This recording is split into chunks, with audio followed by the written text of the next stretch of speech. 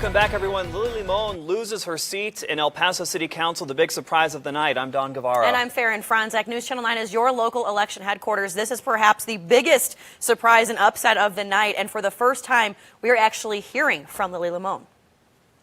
Over the last 4 years, I took on some major challenges. It was decisions that went against the contrary, against the establishment.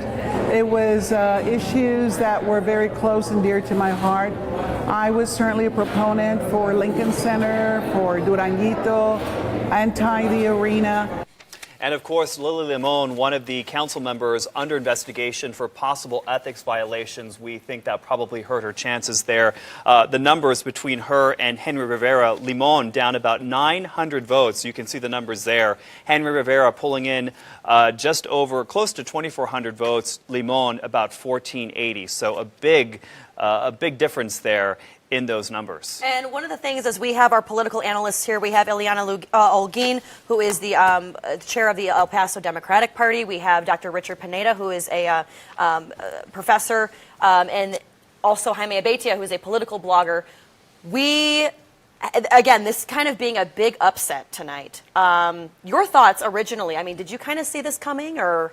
I didn't. I mean, I think that the incumbent in a couple of these seats was probably going to be safe, but I think what happened in this particular race was a couple of things. I mean, I think that Limon was definitely overshadowed by the controversy over the investigation in the Open Meetings Act violation. I think her deportment on council has been an issue that's attracted a lot of attention. In the soundbite that you heard, she talks about being anti-establishment, but to a certain extent, she represents an older generation of political activism in this town that I think has perhaps flexed its last muscle. I think this is one of the races that we can look at, I think, in the next couple of months to see how things are changing in the political landscape in El Paso. And Jaime, as far as, you know, with her losing her seat now tonight, again, when we had our political forums here with District 7, Henry Rivera seemed a little bit more guarded. Yeah, more guarded. So what does it say with a candidate who wasn't as strong as Lily Limon in a forum, but now actually takes the cake? I think if you look at District 7 and District 2 and look at them both, you'll see that they had, particularly in District 7, where, you know, let's be honest, Henry Rivera doesn't really, he's not really deep in policy knowledge. Most of what he said seemed to be scripted, and even though he's not a very strong candidate or doesn't appear to be very intelligent, he still won pretty handily, and that's a pretty loud statement. And then if you look at District 2, Nello didn't raise anywhere near as much money as the incumbent did, and she's the little campaign that could, and she's probably going to unseat, or at least pull him into a runoff. And I think both of those are, hey, we want anybody but you statements. I think in fairness to the knock on the intelligence, I think there's a lot to be said with people's comfort in front of the camera. Obviously, Lily Limon, a much more seasoned politician. She's been in front of the camera. She's done this before. She came off a lot smoother. As far as Mr. Rivera, he doesn't have much camera time. He likely could have been nervous. He came with his homework done. He had a stack of papers of all of our investigation into the alleged Texas Open Meetings Act violation. He came with his homework, I will say. His homework was done. I think it may have been a little bit the Kennedy-Nixon kind of problem with him, where he just wasn't that experienced. Because in the Kennedy-Nixon debates, they both understood policy.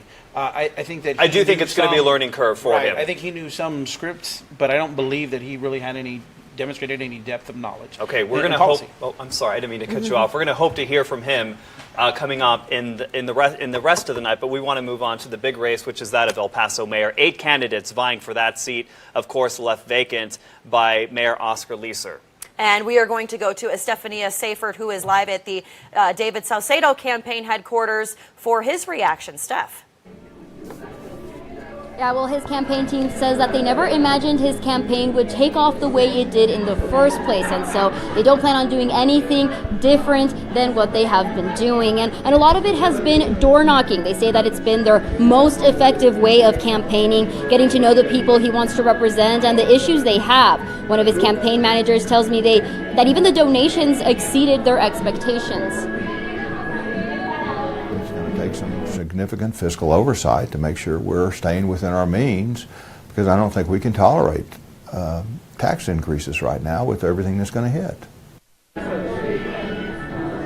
Now, Saucedo's campaign says that they owe a lot of his platform to change and bringing a more youthful vision to El Paso. Now, it's in this part of the election that the race may start to get dirty, but Saucedo's campaign says that that's not something he plans to engage in. Reporting in Central El Paso, Estefania Safer, News Channel 9. All right, Steph, thank you. Well, one of the things is that we were looking at is originally when the early numbers came in, DeMargo was at about 47%. Jaime, you had actually said that it was going to be more David Saucedo that was going to get more traction as the night went on, and actually DeMargo, we saw exactly that. DeMargo dropped a little bit to 45%, with David Saucedo ending in 23.95%.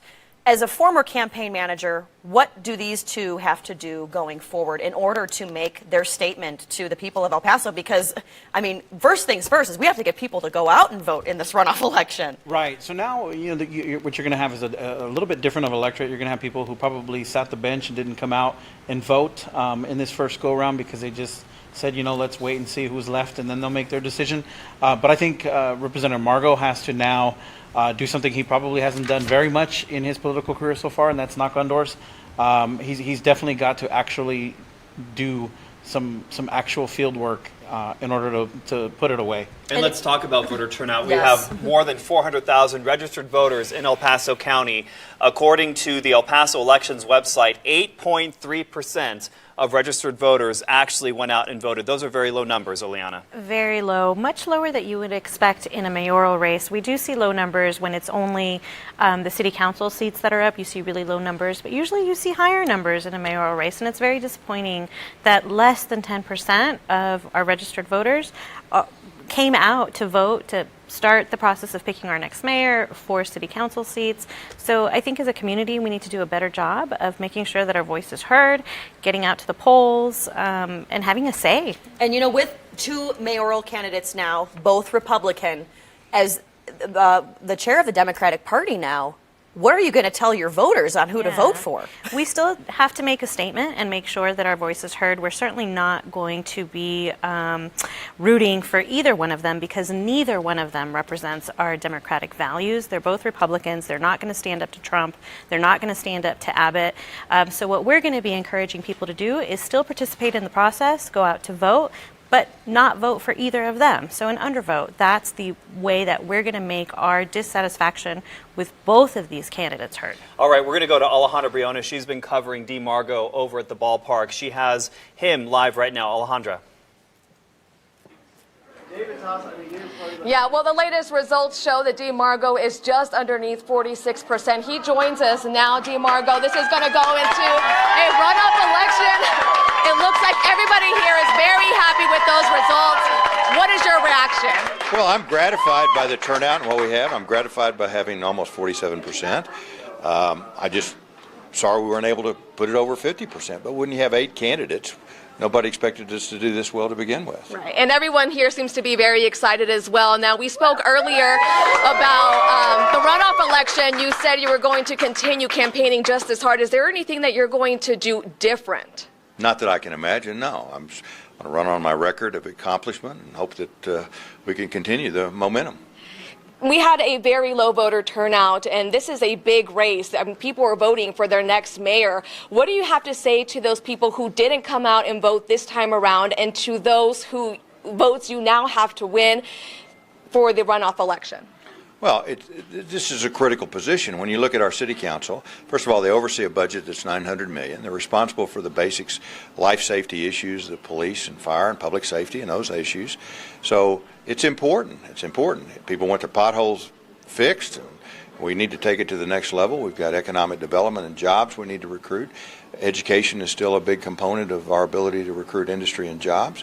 So it's a pretty dadgum important position, irrespective of having a city manager. So I would hope that people would realize that, and those are the things that we need to accomplish and take us forward. All right, and again, real quick, I've seen you on your phone answering phone calls and text messages. What kind of reaction are you getting from your family and your friends? What are they all saying? Well, they still call me Papa, so I feel pretty good about it. So, I'm convinced. I'm convinced we're fine, and we'll just continue to go forward. I say, I think we did better than most people would have expected. However, our team thought we might be able to put it over 50%.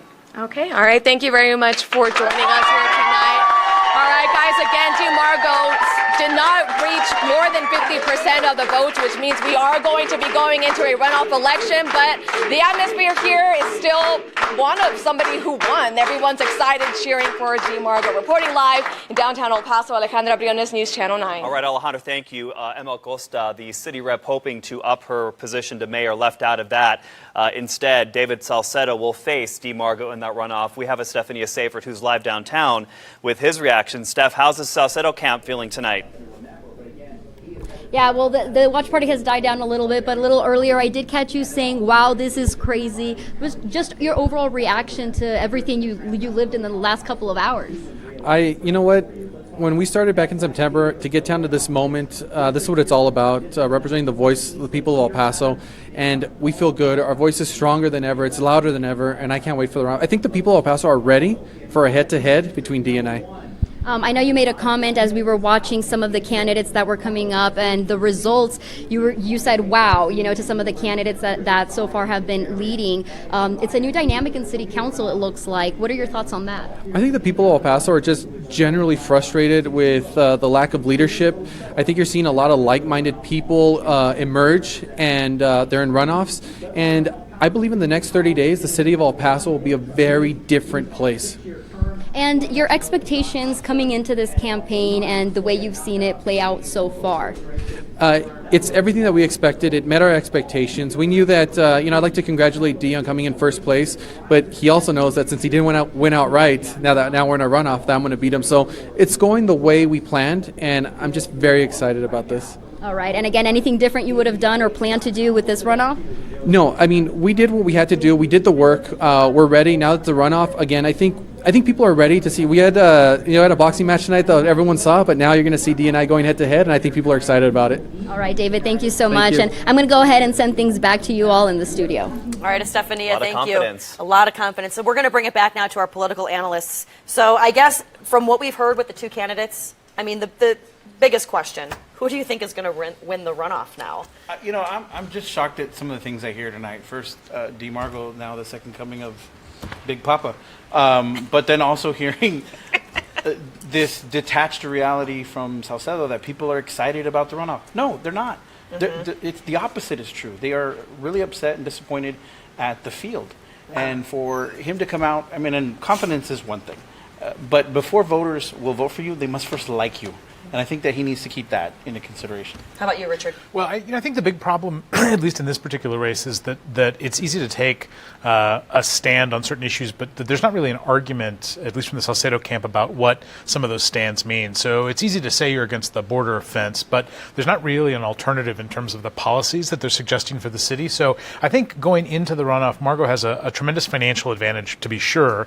I think that he still has a name recognition advantage, and I think that a little bit because of his experience with the school board, I think is probably going to peel off some Democratic voters. And I think in a split right now that looks to be about 3,000 votes, again, every vote is going to count. And so I think that Margo really has the advantage going into this. I agree with Jaime. I think that Salcedo is not reading the tea leaves accurately. We had an incredibly low voter turnout. We had an incredibly low voter turnout in the mayor's race with a high undervote, which means that people were not excited about this race. So he needs to figure out something to inject into the race to speed things up or to get people excited. I don't think they're there. I want to do something, if we can, producers. If you could pull up the map that we're looking at, this breaks down the candidates in the different sections here in El Paso. I know, Jaime, you've been looking at this. You see three colors here, the dark green, which is Margo, the lighter green, which is that neon green, which is Salcedo, and the specks of red, which are Emma Acosta. What do you make about this breakdown here in El Paso? Because they're telling us the story here. Again, Salcedo coming after Margo, saying that he was getting all of his money and support from the richest zip codes in El Paso. He didn't do too shabby on the west side either. That's true, but I think the thing that kind of jumps out at me when I look at the map is really just how much Representative Acosta underperformed. I am very surprised to see, I think she's only won 2 precincts that are in the area that she even represents. The other 4 precincts that she won, for a total of 6, are in areas that she didn't represent. So I'm surprised I knew she wasn't going to make the runoff. I'm just very surprised at how much she underperformed. And I think the biggest question, too, on a lot of people's minds, especially after the presidential election, where the Republicans are taking over the House, the Senate, and now the executive branch, where are the Democrats? Where were they today? Well, and I think that's one of the problems that we're seeing is that, people, the decisions that they make when they go out to vote are based on their belief systems. And here in El Paso, we know we're over 70% Democrat. And that's one of the problems with municipal elections, that they're nonpartisan. And so people don't have that, that one telling factor that they know, yes, this person agrees with my belief system. So that's what I see as the biggest problem with municipal elections. I think municipal elections should be partisan so that people have as much information possible about the people that they're voting for. Ileana, as the head of the Democratic Party here in El Paso, do you feel you guys did enough? Do you feel you failed? Do you think there was more you could have done? Well, I think it's hard when we're talking about nonpartisan elections. There's only so much that we can do. For example, there were several Democratic candidates who were running. And so as a party, what we tried to do was educate the community about who the Republicans were. And it's hard when it's nonpartisan. Do you feel it's a number split, how there were, let's say 2 Republicans versus 6 more Democrats, and the Democratic votes split, and that could have played part in it? I think most people didn't realize who were the Democrats. I think a lot of people, for example, we know that Saucedo was campaigning and claiming to be a progressive liberal, when clearly, if you look at his voting record, that's not the case. Elisa Morales is another example. She's never voted in a Democratic primary. She's only voted in Republican primaries. So there's actually 3 candidates that were Republicans, but not take nothing away from Representative Margo. He doesn't get to 47% of the vote, no matter how low the turnout is, without a significant number of Latinos and Democrats coming out to vote for him. All right, let's move on to another race, and that's a race that hasn't even been contested yet. It is the race for Courtney Nyland's seat. We have Stephanie Seyfert is live with one of the people who's hoping. Excuse me, it's Alejandra Briones. She is actually with Adolfo Lopez, who is with the Republican Party. We're going to go to her now for her live interview with him. Allie. That's right, guys. I'm here with Adolfo Tellez with the local Republican Party. He is the chair now. What do you think? We had a really low voter turnout. Why do you think that is? I think there's a number of reasons. I think the last election that we had, obviously the presidential election, took a lot of energy out of the people. I think there was a lot of issues concerned, and I think when this came up, I think a lot of people are just tired of what to do. I think it was publicized adequately. I think there was a large group of people that were running, 8 altogether. Sometimes I think that gets very confusing for people. People are used to partisan elections. This happens to be a nonpartisan election, so people don't run as a Republican or Democrat or independent or anything else. They just run to represent the city, and I think that's another thing that confuses people sometimes, because they don't know they want to vote for a party because of values and beliefs. And I think the combination of those things, people don't know what to do, and there's a lack of interest. There's more interest in the national level, and I think there ought to be more interest in the local level and in the state level for gubernatorial races, because those are the ones that impact us in a big way in our community. So this mayoral race is going to go into a runoff election. What does DeMargo have to do now to get those voters to come out and vote? Well, obviously it appears that the runoff's between he and David Saucedo, and I think both of them will be very aggressive at talking to people, meeting with the public, and they've been doing it a lot, and I think they need to continue doing that. They need to be talking to the different groups in the community. They need to be out on the street. I know they did a lot of block walking, and they'll probably continue to do that and try to encourage people. And then we as a party are always encouraging people. And in this case, again, it's nonpartisan, and we tell people, decide who you want to vote for and go vote. We'll continue to do that, and I think both individuals will elicit, from whoever they can, to help them to get the vote out, and we certainly will try to help them with that. Right, and for this election, we saw very low numbers, under 10%. The runoff, it's even more difficult to get people to come out again a second time. Is there anything in particular, I guess, that they can do, anything different, anything extra that they can do to make sure that they get people who voted this time to come back again, and then to get the voters from the other candidates to change their vote to them? I think it's got to be an issue race. They need to put down what they believe in, why they support it, and how they're going to do something about it. Whether it's taxes, whether it's jobs, or whether it's the economy, whatever the issue is, they need to be focused on it. They need to stick to what their beliefs are, their values, their issues, and they need to make sure that gets out to the public. Because I think that's what's going to differentiate the two candidates is experience and what their focus areas are and how it's going to impact El Paso. And I think if they come up with, either one of them comes up with an issue that El Pasoans are very sensitive about, that's important to them, where they see there's a specific impact on them, I think the population will respond. But that's hard to do, but I think they're going to be working at it to get it done.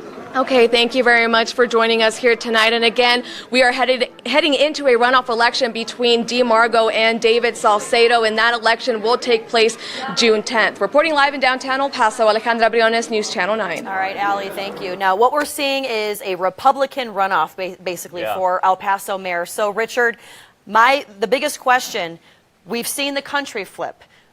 Could El Paso flip from a predominantly Democratic city now to flip red to join the rest of the state, per se? Well, that's a great question. I mean, I think with respect to the county chairman, I think that they have run effectively one of the worst Republican parties in the state of Texas. I mean, the largest Republican donors, I mean, some folks who are powerful in Austin and have the ability to call Washington, D.C. are not active in the local Republican Party. And that suggests that the influence that comes with donations and with contributors is not in line with what the local Republican Party has been pushing for. I think the other issue, and the thing that with the exception of this particular runoff that we're seeing, is that Republican candidates have never really been good at staying on message and consistently advocating for some kind of an alternative. I think right now, especially given the national tone of politics, you have a White House that seems to be intrinsically opposed to the border. So I think that it's unlikely that you'll see any kind of shift in the Republican Party. I think what you will see in a nonpartisan race, and I think to the point we've made tonight,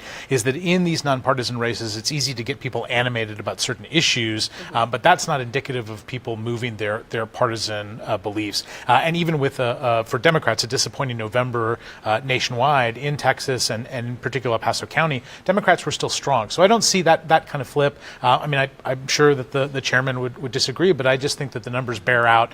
This is a Democratic county with strong Democratic candidates, even if today wasn't the shining example of that. And again, we only had 8% of people voting. Let's go ahead and move on now to another race. Of course, Nylander is there with one of the candidates who's also doing quite well tonight. Course. Well, Don, he's doing quite well. He was leading the early voting results, but he just made the announcement, Sam Morgan here, just made the announcement to his team, his friends, his family, his staff here today that this is a runoff election, but you are at the top of polls. Well, first off, how are you feeling tonight? I'm feeling great. You know, anyone who's in a position like this should be feeling great. I feel fantastic. I was telling you this earlier. One thing I noticed is there's a lot of love in this room for you. So many people have come out here for you. So what is it? What is it that you've done? How do you feel you've acquired so much support and love from your community? They're my family. This is part of I'm part of this community. They're part of me. So I'm actually from Northeast El Paso, and they're my family. That's why, there's so much love there. So what's your plan now with the runoff election? What's your game plan? What's going to go down? It's really simple. We're going to go ahead and hit the ground running, and we're going to go ahead and implement our next strategy, and that's to go ahead and win this runoff election. Our ground game is strong. Folks know who we are, and as you can tell from the vote, people are looking for a change, positive change to the Northeast, and that's Sam Morgan for New Northeast 5. As a very close early voting results, very close to your counterpart, Shane Haggerty. Why do you feel it's such a close race? I feel it's a close race because we're both committed to our campaigns. We're both from the Northeast. We're both committed to it, and I think we gave it our all. No one left anything on the table. I know I didn't leave anything on the table. Being a part of this community, I think that's the reason it was very close. And I know you have a military background, and there were several veterans I was speaking to here today. They feel very proud of you and feel you can really get this job done and done well. What do you feel has acquired that respect? They're just serving with honor and distinction. That's what it boils down to for us. The military gives you just so much more than you can ever imagine when it comes to leadership, team building, and just planning and strategy. So I really believe those are assets that we're going to be able to bring to City Council with us. And so wrapping up, thanks so much for being here with us. Good luck in the runoff. We're live in Northeast El Paso. Of course, now All right, thank you, Course. Let's go to our next race. It's the race for City Rep District 2. That is Jim Tolbert is the incumbent. He is one of the candidates involved, or one of the city council members involved in that ethics investigation. He got beat out tonight by a little bit. You can see just by about maybe like 100 or so votes. Yeah, we have Jim Tolbert with 31.94%, and then Alessandra Anello comes in with 34.96%. So again, very close, but he again was part of that alleged violation of the Texas Open Meetings Act. So that one's going to go into a runoff, yes. Do we have Tolbert? Let's go to News Channel 9's Patrick Hayes, who is live with Jim Tolbert. Let's see. We don't have Tolbert. Okay, Nope. So we had him earlier, but again, this was a big, interesting race because, as we know, Tolbert won his seat because the candidate who had it before him was also part of an ethics investigation, and so now here he is, possibly losing his seat, maybe, depending on how this runoff goes, also under ethics investigation. Right. So I wonder if we can now finally put to bed the rest, put to bed the conversation that the investigation isn't looming over these folks. The investigation is absolutely looming over them, and really the sad thing about Representative Tolbert is these were avoidable. Most of what's happened to him was avoidable. But it seems even in the case of the investigation, he went out of his way to participate in that because he wanted credit, because he didn't feel like he was getting enough credit as some of the other folks that were in that meeting. And I think that's indicative of what the ultimate result in terms of this stage of the election has turned out to be. And one of the things is the person that's going to be in the runoff with him, Alessandra Anello. She's not from here. She just moved here.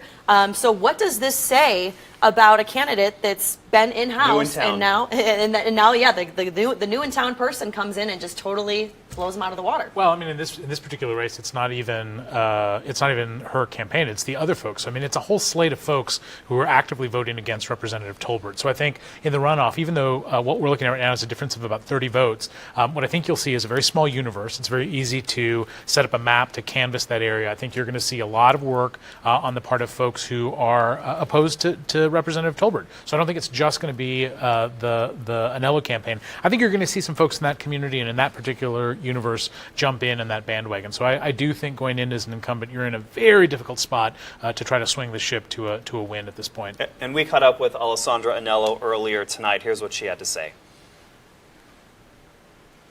I think the numbers show that the residents of District 2 are really disappointed in their representation and would like to see a change, and I would like to be that change. I would like to work to bring dignity and integrity back to District 2.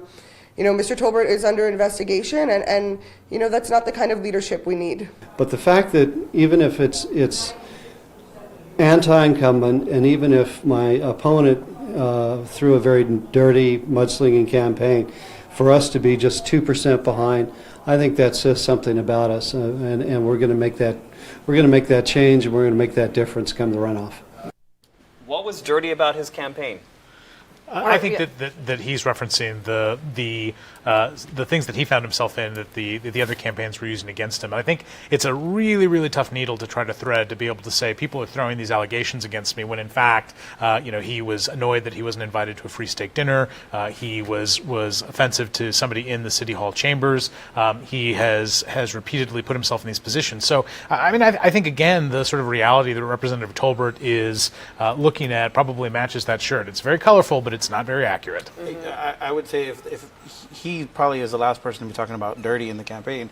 I mean, here's a candidate who had his campaign manager show up to a candidate forum and toss him softballs and continue to argue with one of the other opponents until the boyfriend of another opponent called his campaign manager out on it. So I don't know that Representative Tolbert is actually the shining beacon of of good campaign practices in this race. And staying with you, Jaime, you actually had written a story about this on your political blog, but tonight we're getting the numbers of the YISD trustee incumbent Ana Dueñas. Another incumbent loses her seat to Carlos Bustil, who 29.21% for Dueñas Bustil, getting 64.33% of the vote. I mean, what another incumbent losing. It's the second hottest race in the Valley, as we talk about. I guess Charlie give us was, some deep background on this well, race. She's been a polarizing figure on the YISD board for quite some time. And she is someone that she answered a questionnaire to a local media outlet about taxes, and stating, well, if there wasn't a problem with it, I wouldn't be on the Central Appraisal District, when in fact she's actually behind in her taxes. So for someone to be behind in their taxes and sit on the Central Appraisal District and expect voters not to be upset about that, I think was just detached from reality. She got thumped tonight, and that was probably the largest margin of victory, I believe, of any of the races this evening, and that was a three-candidate race. So that was a very loud message that was sent by the voters in that area, that they just didn't want her. And even though we didn't have a lot of voters turn out for this election, a lot of moves have been made to show that voters are showing they want new people. They want a clean house, or drain the swamp, as we've all been hearing from the president. But it is kind of a brand new group that's coming in now. Which shocks me that Saucedo's campaign team hasn't really gotten onto that train a whole lot earlier. They should have been pitching him as, hey, he's new blood, even though he's El Paso's blue blood. They should have been pitching him as new blood, as an outsider, and they just have not done that. They're trying to do it now, and you see it in and he's very on message, but you'll see in all of the interviews that he does, he'll talk about, I'm not the establishment candidate. But they should have done that a long time ago. Now they're going to try to redefine him this late in the game. I just don't think it's going to work. So within the last 3 hours, let's talk about some final thoughts. The big shocker for you tonight, of the night. Well, even though we know that Margot had more money than all of the other candidates in that race, I was holding out hope that we weren't going to have a Republican mayor in El Paso, but I think this just underscores how important it is now for us as Democrats to make sure that our voice is still heard, that we hold his feet to the fire, that we make sure that we remind him every single day, if he ends up winning, that he is representing a town that is 70% Democrat. Richard? I think it's another reminder that candidates or elected officials have, I think, a different standard that they need to live and work towards. I think, in an age of social media, anytime these things happen, whether it's a circumstance that happens in the chamber, or if it's something that happens out of session, I think, as we've seen with the investigation, I think that the power of social media gets messages out. It doesn't necessarily engage the voters. I think that's what we're seeing in this election, but certainly the dirty laundry or the missteps or the mistakes are far more, they're broadcast far more wide than they ever have, and I think it means that candidates really have to think about their image, and they've got to think about the optics of almost everything they do. And Jaime, what are you going to write about tonight? Well, what I'm going to write about is two things. One, that if you're not happy with the slate of candidates that are left, go and undervote. That sends a louder message. That's a message that says, I don't accept any of you. But the other thing that I'm going to write about is I think that the election for mayor is going to be determined partially by the outcome in District 8. The West Side has outperformed everyone else, and District 8 is going to spell the doom of David Saucedo, because his path to victory is to flip the Valley, which, if you look at the margin of victories in the precincts that Margot won in the Valley, they were very close, and Saucedo, I think, will probably flip all of them and may run the table in the Valley. But the problem is the West Side, and the West Side's now going to have an incentive to come out because they're going to have a race on the ballot in that runoff election, and the margin of victories for Margot in those areas are much stronger. All right, Jaime Abetia, Dr. Richard Pineda, and Ileana Holguin, thank you so much for spending these 4 hours with us. It was such a pleasure to have all of you guys here with us. A lot of fun. Thank you. And we thank you at home for watching on TV and, of course, on Facebook Live, as we kept you informed on the results and the big shockers. And we'll have much more coming up on the runoff elections throughout the coming days. And we want to thank you for joining us. Have a good night, everyone.